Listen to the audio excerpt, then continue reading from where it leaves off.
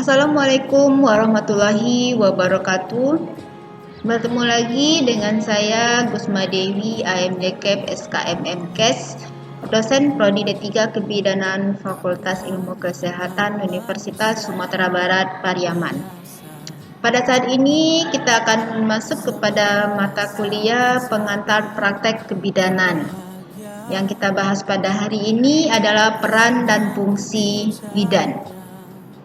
Dalam melaksanakan tugas kita mempunyai peran dan fungsi. Terlebih dahulu kita akan membahas pengertian dari peran dan fungsi tersebut. Peran adalah tingkah laku yang diharapkan oleh orang lain terhadap seseorang sesuai dengan kedudukan dalam suatu sistem. Sementara fungsi adalah pekerjaan yang harus dilakukan sesuai dengan peranannya tersebut. Jadi di sini beda ya antara peran dan fungsi.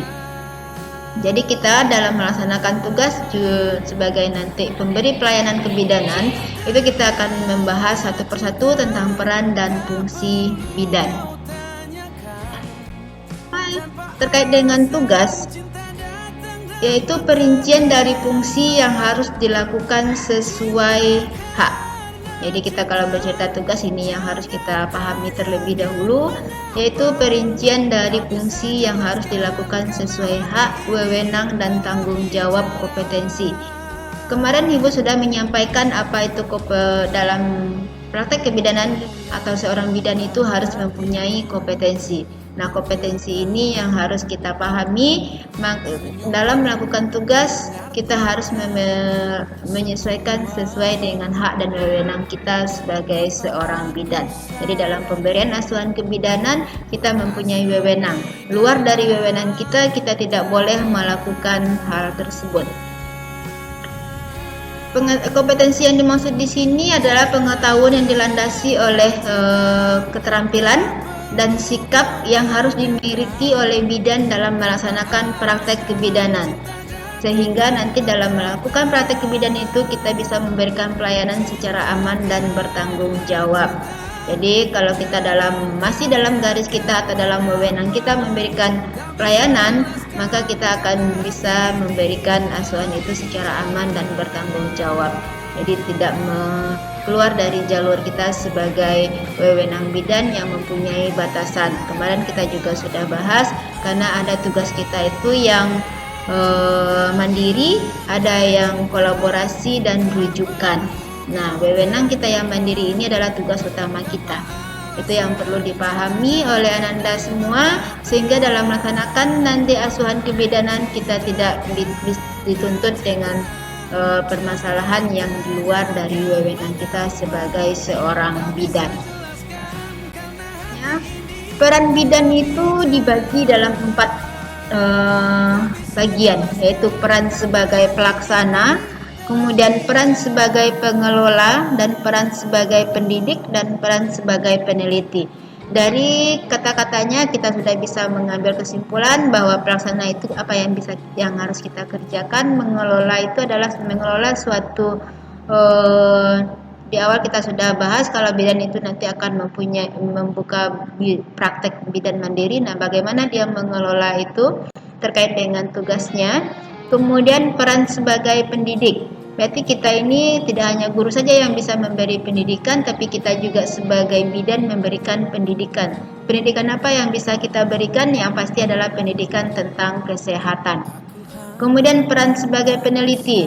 Nah, dari sebanyak kasus yang kita hadapi nantinya kita bisa melakukan penelitian dan menganalisa dari setiap permasalahan pasien yang muncul dan apa yang harus kita lakukan. Itu yang diharapkan dari sebagai penelitinya.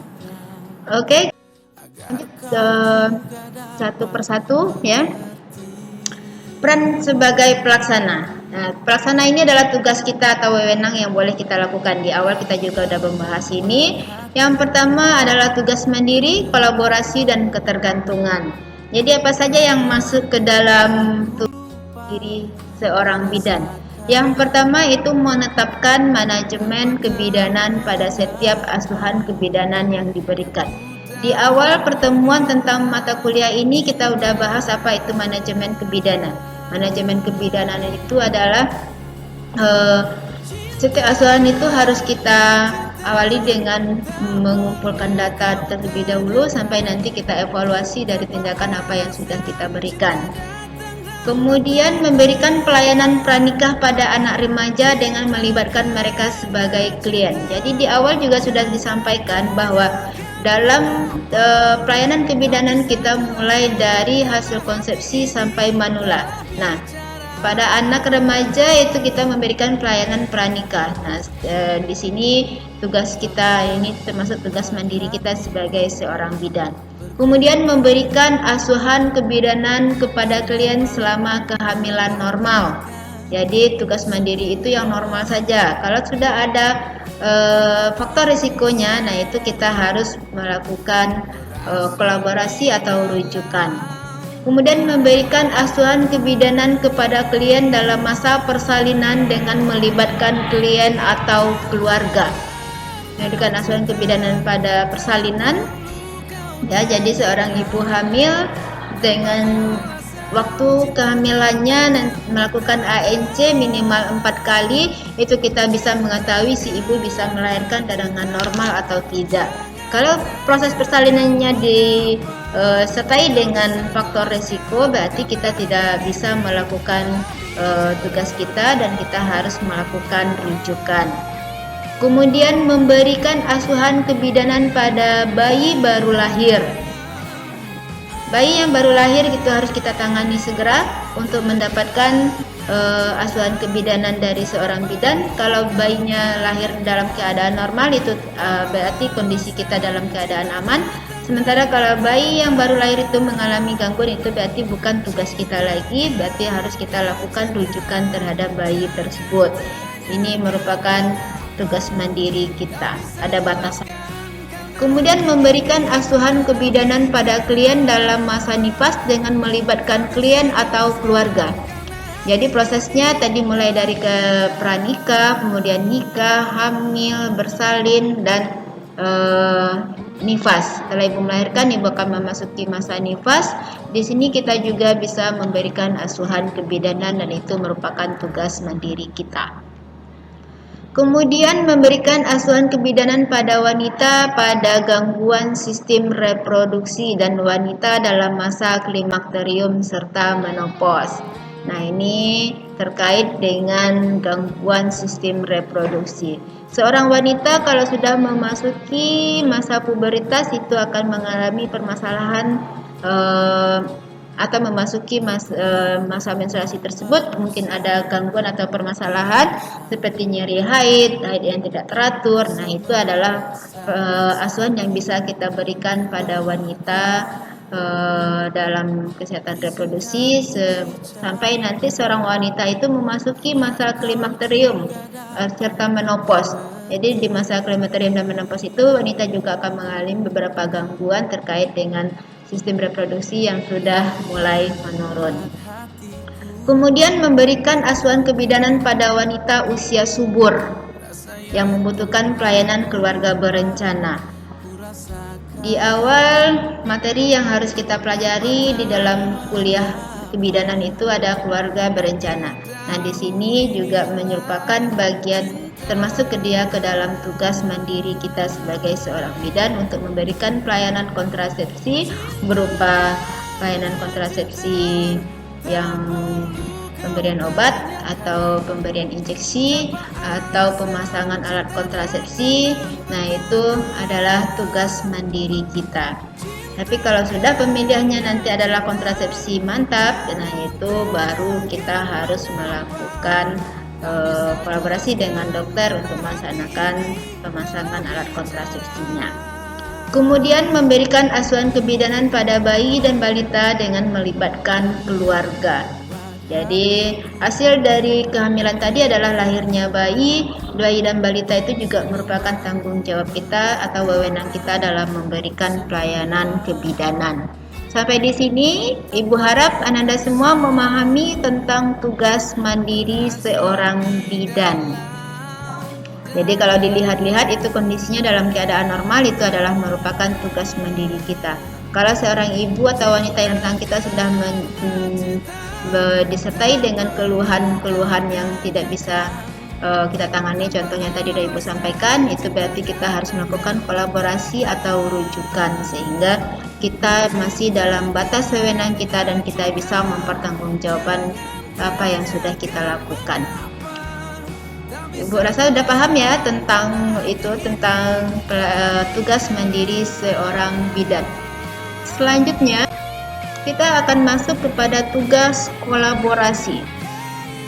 Di sini diharapkan kita bisa menerapkan manajemen asuhan kebidanan pada setiap asuhan kebidanan sesuai fungsi kolaborasi dengan melibatkan klien dan keluarga. Kenapa kita menyebutnya klien di sini? Karena seorang ibu hamil, ibu melahirkan, ibu nifas itu bukanlah suatu penyakit, tapi itu adalah kodrat dari seorang wanita kalau sudah menikah atau berkeluarga. Yang termasuk dalam tugas kolaborasi ini adalah memberikan asuhan kebidanan pada ibu hamil dengan risiko tinggi dan pertolongan pada kegawat daruratan yang memerlukan tindakan kolaborasi. Jadi seorang ibu hamil dengan faktor risiko itu kita harapkan bisa kita lakukan kalau terkait contohnya ibu hamil dengan kurang gizi. Jadi kita bisa berkonsultasi dengan ahli gizi atau berkolaborasi dengan ahli gizi dalam memberikan asuhan kebidanan pada ibu hamil tersebut. Kemudian berikutnya, memberikan asuhan kebidanan pada ibu dalam masa persalinan dengan resiko tinggi serta keadaan kegawat daruratan yang memerlukan pertolongan pertama. Dengan tindakan kolaborasi tersebut, diharapkan tindakan terhadap pasien itu atau keluarganya bisa kita berikan. Lanjut, terkait juga masih dengan tugas kolaborasi, yaitu memberikan asuhan kebidanan pada ibu dalam masa nifas dengan resiko tinggi serta pertolongan pertama dalam keadaan kegawat daruratan yang memerlukan tindakan kolaborasi bersama klien dan keluarga. Jadi dalam tugas mandiri maupun tugas kolaborasi kita tetap harus melibatkan klien dan keluarga. Kemudian memberikan asuhan kebidanan pada bayi baru lahir dengan resiko tinggi dan pertolongan pertama dalam keadaan kegawat daruratan yang memerlukan tindakan kolaborasi bersama klien dan keluarga. Kemudian juga kita bisa memberikan asuhan kebidanan pada balita dengan faktor resiko tinggi juga serta pertolongan pertama dalam keadaan kegawat daruratan yang memerlukan tindakan kolaborasi bersama klien dan keluarga. Jadi di sini bisa dicontohkan juga tadi salah satunya adalah pada bayi anak balita dengan berat badan di bawah garis normal. Nah, itu kita juga perlu melakukan kolaborasi dengan ahli gizi supaya balita ini bisa berat badannya sesuai dengan umurnya. Itu salah satu contoh ya yang bisa kita lakukan terhadap tugas kita sebagai bidan yang melaksanakan tugas kolaborasi. Selanjutnya tugas ketergantungan. Ya, di sini kita diharapkan bisa menerapkan manajemen asuhan kebidanan pada setiap asuhan kebidanan sesuai dengan fungsi keterlibatan klien dan keluarga. Ya, di sini manajemen asuhan kebidanan ini seandainya kita menemukan pasien dengan faktor risiko sehingga kita harus melakukan rujukan kepada dokter atau ahli yang sesuai dengan penyakit yang menyertai terhadap ibu tersebut. Kemudian memberikan asuhan kebidanan melalui konsultasi dan rujukan pada kasus kehamilan dengan resiko tinggi serta kegawat daruratan. Kemudian memberikan asuhan kebidanan melalui konsultasi serta rujukan pada masa persalinan. Jadi dalam proses persalinan seandainya kita menemui keadaan persalinan itu menjadi sulit atau mengalami gangguan, itu kita bisa segera melakukan konsultasi ke dokter dan melakukan rujukan pasien tersebut ke dokter yang kita lakukan konsultasi tersebut sehingga penanganan terhadap pasien itu bisa dilanjutkan oleh dokter. Kemudian memberikan asuhan kebidanan melalui konsultasi dan rujukan pada ibu pada masa nifas yang disertai penyulit tertentu dan keadaan kegawat daruratan dengan melibatkan klien dan keluarga. Dari dalam masa nifas juga akan ada kesulitan atau penyulit yang kita temui dan kegawat daruratan yang mungkin terjadi selama masa nifas. dan ini kita perlu tangani atau konsultasi ke dokter. Kemudian memberi asuhan kebidanan pada bayi baru lahir dengan kelainan. Jadi bayi baru lahir kita tidak bisa prediksi keadaan bayi yang baru lahir itu masih dalam keadaan normal atau tidak. Setelah proses kelahiran baru kita bisa lihat apakah bayinya tersebut mengalami kelainan. Salah satunya misalnya pas bayi baru lahir itu kita temui bayinya tidak bibirnya tidak menyatu atau terjadi bibir sumbing. Nah, itu kita harus segera melakukan konsultasi dan rujukan kepada dokter anak sehingga bayi ini bisa ditangani dengan cepat dan bisa diselamatkan untuk memenuhi sirkulasi dari pernafasannya. Kemudian memberikan asuhan kebidanan kepada anak balita dengan kelainan tertentu dan kegawat daruratan yang memerlukan konsultasi serta rujukan dengan melibatkan klien dan keluarga.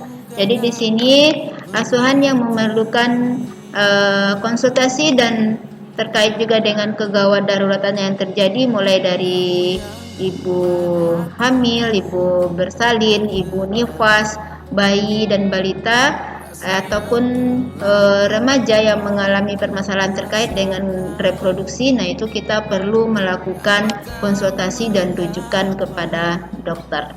Ini terkait dengan tugas rujukan. Tadi itu adalah peran sebagai pelaksana.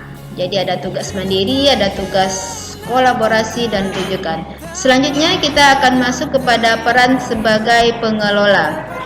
Bidan sebagai pengelola itu bisa mengembangkan pelayanan dasar kesehatan dan kedua berpartisipasi dalam tim. Jadi kita dalam mengelola suatu pelayanan kesehatan pasti ada timnya. Tidak hanya terdiri dari bidan, tapi juga terdiri dari tenaga kesehatan lainnya. Seperti adanya tenaga medis terkait dengan farmasi, juga terkait dengan hal-hal lain dalam pelayanan kebidanan. Jadi kita harus ada tim dalam pengelolaan ini.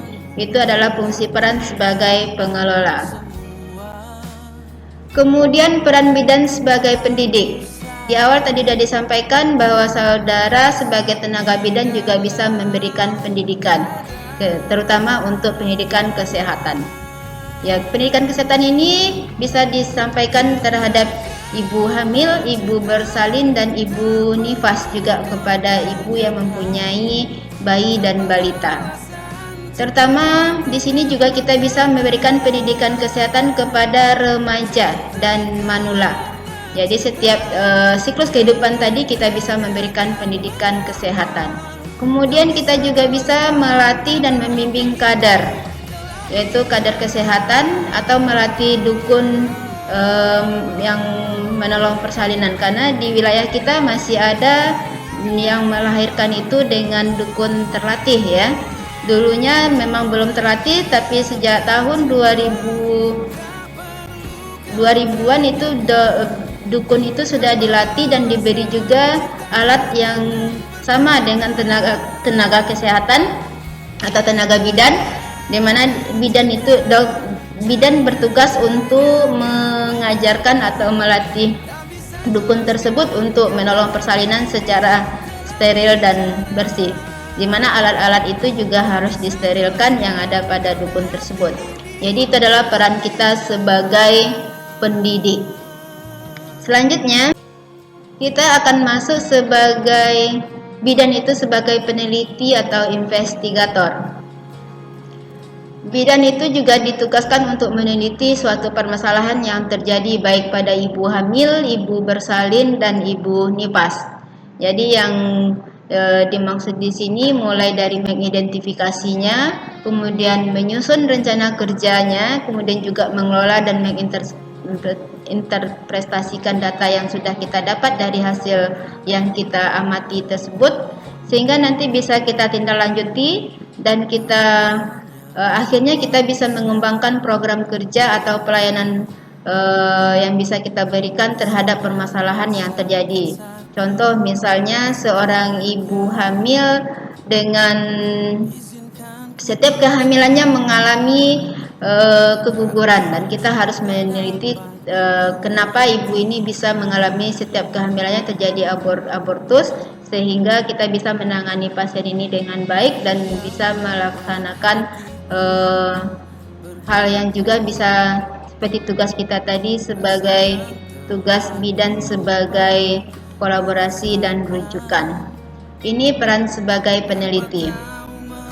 Sampai di sini diharapkan ya semua mahasiswa bisa memahami perannya. Yang pertama tadi adalah peran sebagai pelaksana terkait dengan tugas mandiri, kolaborasi dan rujukan.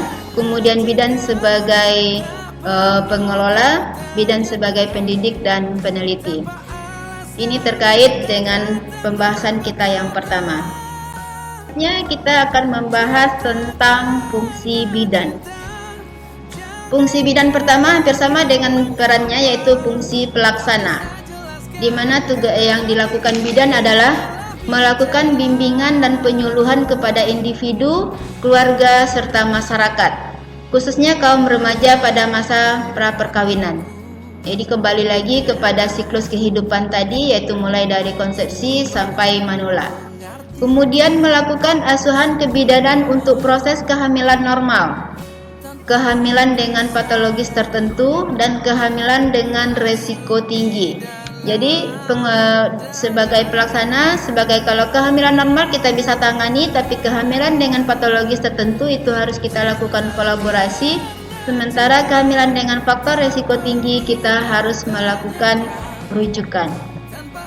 Kemudian menolong persalinan normal dan kasus persalinan patologis tertentu. Jadi fungsi utama kita di tengah-tengah masyarakat adalah menolong persalinan normal. Luar dari itu kita harus melakukan rujukan. Kemudian merawat bayi segera setelah lahir normal dan bayi dengan resiko tinggi. Nah, ini juga bisa dibedakan. Kalau normal itu adalah tugas kita, sementara kalau dengan resiko tinggi kita harus melakukan rujukan. Kemudian melakukan asuhan kebidanan dengan ibu nifas. Kemudian memelihara kesehatan ibu dalam masa menyusui. Dari dalam masa nifas itu pasti ibu akan dalam kondisi menyusui, jadi kita harus juga melaksanakan fungsi kita untuk memberikan asuhan kebidanan pada ibu dan bayinya. Kemudian melakukan pelayanan kesehatan pada anak balita. Ya, anak balita ini pasti ada yang sehat dan ada yang sakit, jadi kita juga harus melaksanakan fungsi kita memberikan asuhan kebidanan kepada anak balita.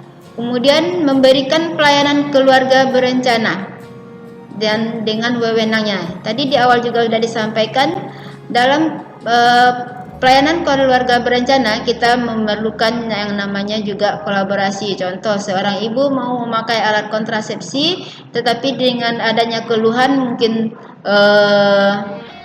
sering dan jantungnya berdetak tidak teratur. Nah, itu kita perlu konsultasi dulu terlebih dahulu ke dokter, sehingga nanti kita bisa baru memberikan pelayanan keluarga berencana dengan alat kontrasepsi pilihan ibu tersebut. Kemudian selanjutnya kita memberikan bimbingan dan pelayanan kesehatan untuk kasus gangguan sistem reproduksi, termasuk wanita pada masa klimakterium dan menopause. Jadi seorang wanita itu sejak mulai dia dinyatakan sudah memasuki masa subur atau telah dewasa, yaitu dengan adanya menstruasi setiap bulan. Nah, itu juga kita harus menangani atau memberikan bimbingan terhadap remaja tersebut.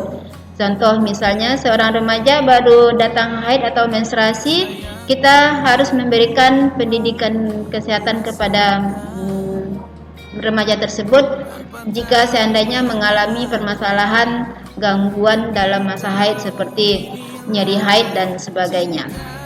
Termasuk juga dalam masa menopause. Menopause adalah seorang wanita yang sudah tidak menstruasi lagi tapi tetap mengalami gangguan atau keluhan. Nah, ini juga menjadi tugas atau bidan dalam menangani permasalahan yang dihadapi oleh wanita tersebut.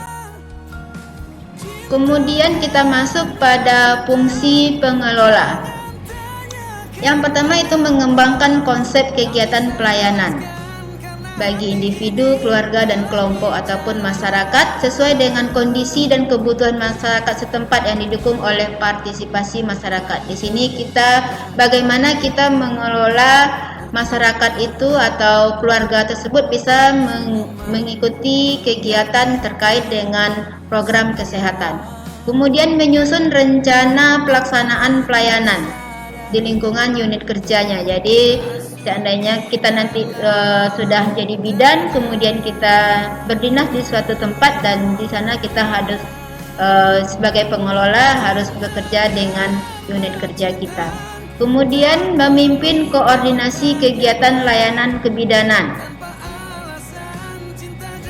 Jadi semua kegiatan yang terkait dengan pelayanan kebidanan harus kita koordinasikan dengan induknya. Contoh misalnya kita dinas di puskesmas, semua kegiatan pelayanan kebidanan harus kita koordinasi dulu kepada pemegang program KIA maupun pada pimpinan puskesmas. Kemudian melakukan kerjasama serta komunikasi inter dan antar sektor yang terkait dengan pelayanan kebidanan. Jadi seorang bidan itu dalam fungsi pengelola dalam melaksanakan tugasnya juga ada keterkaitan dengan sektor lain. Contoh misalnya di lingkungan ibu hamil itu ada pencemaran air atau sumber air. Nah itu kita perlu kerjasama dengan sektor lain. Contohnya dengan sektor dinas mungkin perairan atau pelayanan umum yang ada di tempat tersebut. Kemudian memimpin evaluasi hasil kegiatan tim atau unit pelayanan kebidanan.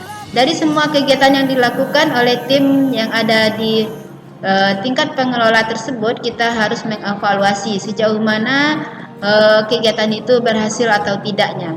Jadi ini adalah fungsi pengelola. Kemudian kita lanjut sebagai fungsi pendidik. Terkait dengan tugas kita sebagai pendidik, kita juga melaksanakan fungsi kita yaitu memberi penyuluhan kepada individu, keluarga, dan kelompok, juga masyarakat terkait dengan pelayanan kebidanan dalam lingkup kesehatan serta keluarga berencana. Jadi ini hampir sama ya. Jadi di sini juga kita memberikan bimbingan dan melatih dukun serta kader kesehatan sesuai dengan tanggung jawab bidan. Kemudian memberi bimbingan kepada peserta didik bidan. Nah ini contoh saudara praktek ke klinik bidan contohnya kita ambil Yeti Latif di Lubuk Alung ini. Nah di sana saudara adalah peserta didik yang lagi melaksanakan praktek kegiatan klinik di rumah bidan. Jadi saudara itu bisa juga dalam praktek tersebut memberikan bimbingan atau penyuluhan atau semacamnya kepada pasien yang ada di klinik tersebut. Kemudian saudara juga mendidik peserta didik bidan atau tenaga kesehatan lainnya sesuai dengan bidang keahliannya. Jadi di rumah bidan juga nanti bisa saja kita ketemu dengan tenaga kesehatan lain yang mungkin ada keterkaitannya dengan tugasnya. Dan kita di sana juga bisa harus mendidik tenaga yang terlibat di dalam kegiatan tersebut. Kemudian fungsi peneliti. Ini adalah fungsi terakhir dari bidan, di mana dalam melakukan evaluasi, pengkajian, survei, dan penelitian yang dilakukan sendiri atau berkelompok dalam lingkup pelayanan kebidanan. Jadi tadi peran kita ada sebagai peneliti. Jika kita melakukan suatu penelitian, kita harus sampai pada tahapnya yaitu mengevaluasi dari penelitian kita tersebut apakah ada manfaatnya atau tidak untuk pelayanan kebidanan. Kemudian melakukan penelitian kesehatan keluarga dan keluarga berencana. Jadi tidak hanya pada kasus kehamilan persalinan dan nifas, kita juga melakukan penelitian bidang kesehatan keluarga dan keluarga berencana. Terkait dengan peran dan fungsi tadi, kita harus mempunyai kompetensi.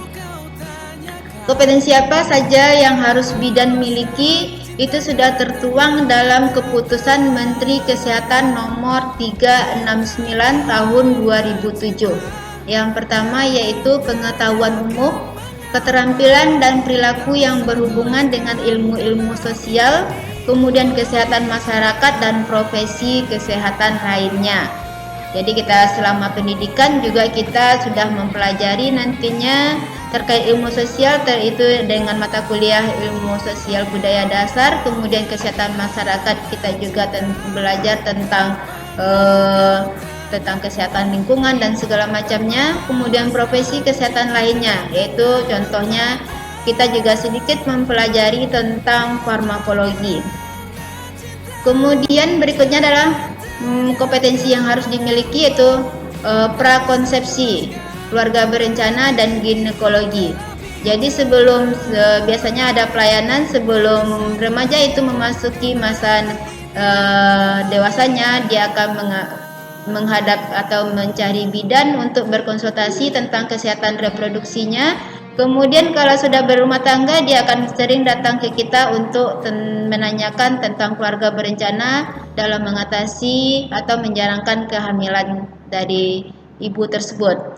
Kemudian ginekologi itu terkait dengan penyakit-penyakit yang menyertai selama atau menyertai terkait dengan reproduksi. Kemudian asuhan konseling selama kehamilan. Jadi selama kehamilan seorang ibu itu pasti mengalami keluhan-keluhan dan juga ingin bertanya bagaimana tentang kehamilannya tersebut, sehingga kita bisa melakukan konseling. Di awal juga waktu kita membahas tentang bidan dan kebidanan, kita juga sudah membahas tentang komunikasi dan konseling. Jadi kita bisa berkomunikasi dengan baik dan bisa memberikan konseling terhadap ibu, baik dalam masa kehamilan, persalinan, dan nifas. Kemudian kita juga akan mempunyai kompetensi yaitu terkait dengan asuhan selama persalinan, kemudian selama nifas dan menyusui, kemudian juga pada bayi baru lahir, bayi dan balita. Kemudian kebidanan komunitas. Kebidanan komunitas adalah pelayanan kebidanan terhadap masyarakat atau berada di tengah masyarakat. Kemudian asuhan pada wanita dan ibu dengan gangguan reproduksi, yaitu terkait dengan keluhan-keluhan pada remaja putri dalam masa menstruasi dan ibu-ibu yang sudah memasuki masa menopause, yaitu sering keluhannya itu terkait dengan osteoporosis. Nah, terkait dengan aspek kebidanan, menurut Guilan dan Pearman, filosofi kebidanan itu meliputi 4 aspek, yaitu hamil, bersalin, masa nifas, dan peristiwa. Itu semuanya adalah alamiah atau natural dan secara fisiologis. Jadi tidak seperti yang sudah disampaikan di awal, bahwa proses kehamilan, persalinan, dan nifas itu adalah bukan suatu penyakit, tapi adalah keadaan normal yang dialami oleh setiap perempuan yang sudah dewasa atau sudah menikah. Sampai di sini Ibu harap mahasiswa sudah memahami peran dan fungsi sebagai bidan itu ada 4 masing-masingnya. Ibu harapkan itu menjadi patokan atau pedoman untuk melaksanakan nanti praktek atau asuhan